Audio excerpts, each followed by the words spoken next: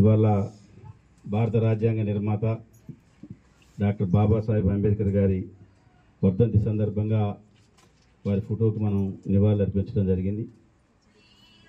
ఒక కాంస్య విగ్రహాన్ని కూడా సత్తుపల్లి వేసి మన జీవితాన్ని కూడా ధన్యం చేసుకునే ఒక గొప్ప అవకాశం. అటు ఎన్టీ రామారావు గారిది, అంబేద్కర్ గారిది రెండు విగ్రహాలు కూడా చేసే గొప్ప అవకాశం నాకే లభించింది. ఈ ఒక్క గ్రామంలోనే సుమారు 10 మంది బీఆర్ఎస్ పార్టీ సభ్యత్వం కలిగిన వాళ్ళు ఉంటే గతంలో చనిపోయిన వాళ్ళకి 5గురికి ఇస్తే ఈరోజు 3గురికి ఇచ్చి ఇంకా 2 ప్రాసెస్లో ఉన్నాయి.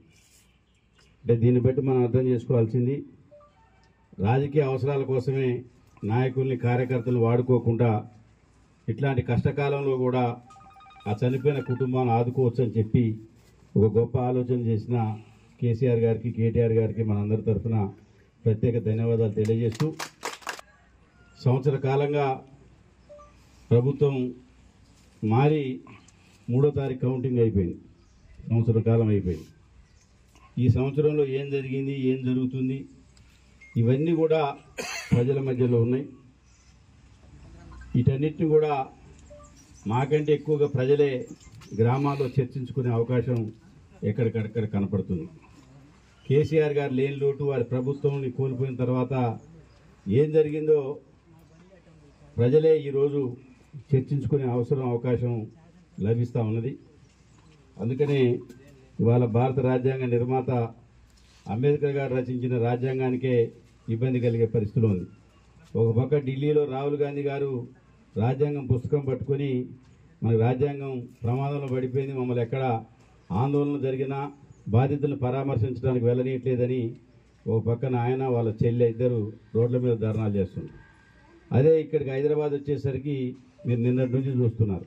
ఇవాళ కూడా బహుశా ఉదయం నుంచి హౌస్ అరెస్టులు చేస్తూ ప్రజాస్వామ్యాన్ని కాలరాస్తూ 125 అడుగుల అంబేద్కర్ గారి కాంస్య విగ్రహాన్ని భారతదేశంలో ఏర్పాటు చేసిన మొట్టమొదటి రాష్ట్రం తెలంగాణ. అది కేసీఆర్ గారు.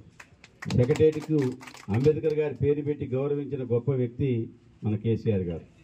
అట్లాంటి అంబేద్కర్ విగ్రహానికి ఇవాళ నివాళులు అర్పించకుండా ఎవరు కూడా వెళ్లకుండా వద్దని ఎక్కడికక్కడికి హౌస్ అరెస్టులు చేస్తూ నిన్నటి నుంచే ఇదే రకమైన పరిస్థితిని వారు క్రియేట్ చేస్తున్నారు. ఇలా ప్రజాస్వామ్యాన్ని కాలరాస్తూ ప్రతిపక్షంలో ఉన్నప్పుడు వారు పాదయాత్ర చేశారు. ముఖ్యమంత్రిగా ఇప్పుడున్న ముఖ్యమంత్రి గారు ఇప్పుడు ప్రతిపక్ష నాయకుడిగా అనేక ఆందోళనకు వెళ్తే ప్రభుత్వం నియంత్రణ చేయలేదు. చివరికి ధర్నా చౌక్ని ఎత్తేసారని చెప్పి ఆందోళన చేసిన వీళ్ళు ఇలా అధికారంలోకి వచ్చిన తర్వాత తిరిగి హౌస్ అరెస్టులు చేయటం, అక్రమ అరెస్టులు చేయటం, పోలీస్ స్టేషన్కి వెళ్ళి కేసులు పెట్టాలంటే వాళ్ళే మా ఆఫీసర్ల మీద విధులకు ఆటంకం కల్పించారని కేసులు పెట్టడం, ఈ రకమైన ఒక నియంత్రిత పద్ధతిలో ఎమర్జెన్సీని మరిపించే విధంగా ఇలా డాక్టర్ బాబాసాహెబ్ అంబేద్కర్ గారు రచించిన రాజ్యాంగానికి కూడా విలువ లేకుండా ప్రజాస్వామ్యాన్ని కాలరాసే విధంగా మన రాష్ట్రంలో కాంగ్రెస్ పార్టీ పరిపాలన చేస్తున్నది. ఈ విషయాలు మనం కూడా ఒక ప్రభుత్వానికి సంవత్సరం పాటు టైం ఇవ్వాలని చెప్పి వ్యక్తిగతంగా ఎవరి మీద విమర్శల జోలికి మనం వెళ్ళలే. మొన్నటితో సంవత్సరం అయింది.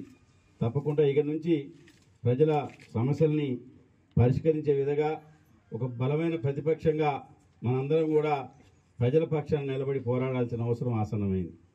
ఈ ప్రభుత్వం అధికారంలోకి వచ్చిన తర్వాత ఉచిత బస్సు పెట్టినని చెప్తున్నారు.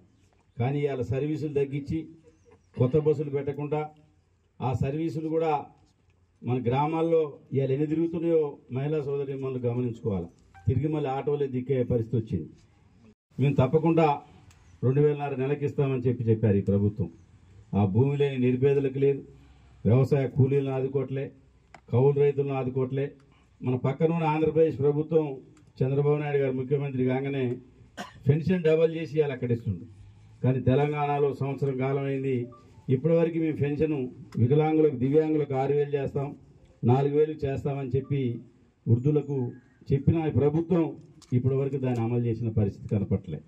గతంలో మనం ఇచ్చిన రిక్రూట్మెంట్లకే ఏదైతే నోటిఫికేషన్ వేసినో వాటి మేము ఉద్యోగాలు ఇచ్చుకుంటూ మేమే గొప్పలు చేసినామని చెప్పి ఈ ప్రభుత్వం చెప్తుంది. నిన్ననే ఒక ఫుడ్ పార్క్ కూడా ప్రారంభించారు. తుమ్మల గారు మేమందరం కలిసి ఉన్నప్పుడు అరకలు కట్టాలని చెప్పి ప్రయత్నం చేసినాం. అరకలు కూడా కట్టినాం ఉదయం. వాస్తవంగా రాజశేఖర రెడ్డి గారు ముఖ్యమంత్రిగా ఉన్నప్పుడు ఆ ఫుడ్ పార్క్ వచ్చింది. అప్పుడు వెంకట్రావు గారు ఎమ్మెల్యే. అది అవసరం లేదు అని చెప్పి తుమ్మల గారు మేము అరకలు కట్టాలని చూసినాం. మళ్ళీ తుమ్మల గారు టీఆర్ఎస్లో మంత్రిగా ఉన్నప్పుడు కేటీఆర్ గారిని వారే తీసుకొచ్చారు. ఇప్పుడు మళ్ళీ శ్రీధర్ బాబు గారిని కూడా తుమ్మల గారే తీసుకొచ్చి ఆ ఫుడ్ పార్క్ ఏదో ప్రారంభించినట్టు చెప్తున్నారు. 2 ఏళ్ల నుంచి నడుస్తుంది, ఒకటే వచ్చింది అక్కడ. రెండోది ఇంకా ఒక కిరాయి షెడ్లో మొదలుపెట్టిందని నిన్న పెట్టారు. మంచిది, పరిశ్రమలు రావాలని మనం కూడా ఆల్రెడీ ఒకసారి సమీకరణ జరిగిన తర్వాత భూసేకరణ చదువులు రావాలి, స్థానికులకు ఉద్యోగాలు ఇవ్వాలనే దాంట్లో మనం కూడా తప్పనిసరిగా ఆ న్యాయమైన సమస్య కోసం పోరాడతాం. కానీ మరి నిన్న అట్లాంటి సభలు అధికారికంగా పేరు మీద ఖర్చు పెట్టి అది కాంగ్రెస్ పార్టీ సభలాగా మార్చి మరి ప్రోటోకాల్ కూడా ఏ రకంగా ఉల్లంఘన జరిగిందో దీన్ని బట్టే అర్థం చేసుకోవాల్సిన అవసరం ఉన్నది. అందుకనే మనం ఈరోజు ఈ ప్రభుత్వం ఏదైతే కార్యక్రమాల పేరుతో అధికారంలోకి వచ్చి ప్రజలని మభ్యపెట్టి కేసీఆర్ కంటే భిన్నమైన పరిపాలన అందిస్తామని చెప్పి వాళ్ళు చెప్పారో దానికి భిన్నంగా పరిపాలన కొనసాగుతుంది. ఇవాళ ఎక్కడికి పోయినా కూడా కేసీఆర్ గారు లేని లోటు ప్రజలు చర్చించుకుంటున్నారు.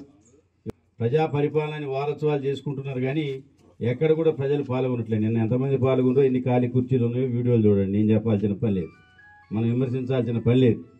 అందుకని ఇవాళ ఎమర్జెన్సీని తరిపించే విధంగా చేస్తున్న ఈ ప్రభుత్వ విధానాలకు వ్యతిరేకంగా మనందరం కూడా సంఘటితంగా పోరాడాలి. తప్పకుండా ఒక బీఆర్ఎస్ ప్రతినిధిగా ప్రజా సమస్యల పరిష్కారం కోసం కేసీఆర్ గారి నాయకత్వంలో సత్తుపల్లి నియోజకవర్గంలో తిరిగి పూర్వవైభవం తీసుకొచ్చే విధంగా మనందరం కూడా పనిచేయాల్సిన అవసరం ఉన్నది. కొన్ని రూమర్లు కూడా సృష్టిస్తున్నారు కొంతమంది. నిన్న మొన్న కొన్ని టీవీలు ఏదో వచ్చినాయి. తప్పనిసరిగా అట్లాంటి వారు ఎవరు నమ్మాల్సిన అవసరం లేదు. తప్పనిసరిగా కేసీఆర్ గారి నాయకత్వంలో బీఆర్ఎస్ పార్టీలో ఒక నిబద్ధత కలిగిన సైనికుడిగా మనందరం ఈ సహకారంతో పనిచేసే బాధ్యత నేను తీసుకుంటానని చెప్పి మీ అందరికి హామీ ఇస్తూ మరిన్ని వీడియోస్ కోసం ఛానల్ ని సబ్స్క్రైబ్ చేయండి. లేటెస్ట్ అప్డేట్స్ కోసం వాట్సాప్ ఛానల్ ని ఫాలో అవ్వండి. ఆ లింక్ డిస్క్రిప్షన్ లో ఉంది.